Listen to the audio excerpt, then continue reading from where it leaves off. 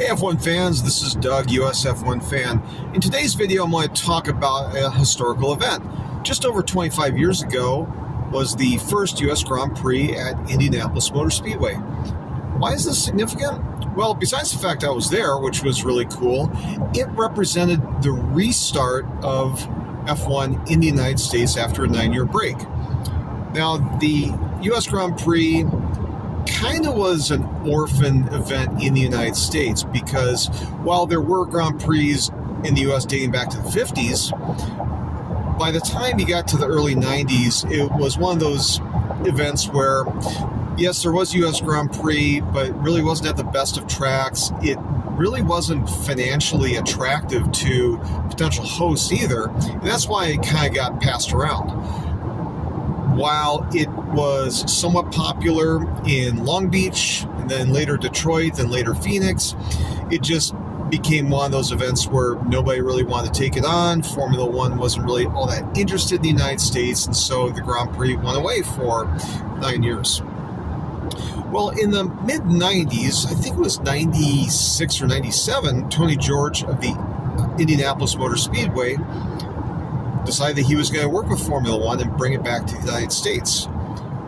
While Indianapolis Motor Speedway is a super speedway, a 2.5-mile oval, Formula One cars aren't going to race on that, so he opted to build an infield section. So the course comprises of about half of the oval, but then with an infield section. Truth be told, it wasn't that great of a track, but it was good enough. And the great thing about Indianapolis Motor Speedway is they know how to do large events. They got tons of seating capacity.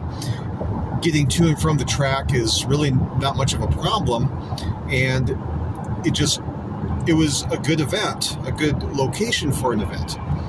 While Indianapolis obviously does not have the, let's say, the panache and pizzazz of a Miami or a Las Vegas, it was good enough. I think that was the key takeaway from the event. It was good enough. While there was the fiasco of the 2005 US Grand Prix, in general, the events there went off well. They were relatively well attended, and it proved that Formula One could be a success in the United States.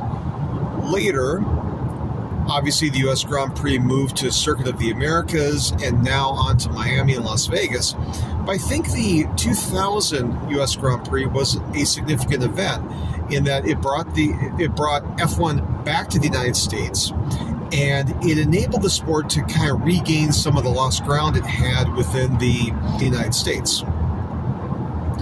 So, as for the event, I mean, Matt Bishop covered it really well in one of his articles in Motorsport Magazine. I'll go ahead and include that in the description because it's worth reading. I don't need to recount it.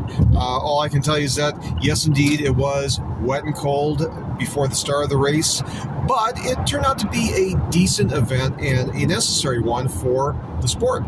So that's what I have to say. What do you have to say? Did you attend the 2000 US Grand Prix? Have you ever attended any of the Formula One races that were in Indianapolis?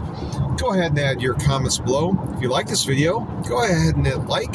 If you'd like to hear more of my F1 related musings, go ahead and subscribe, and when a new video drops, you'll get a notification.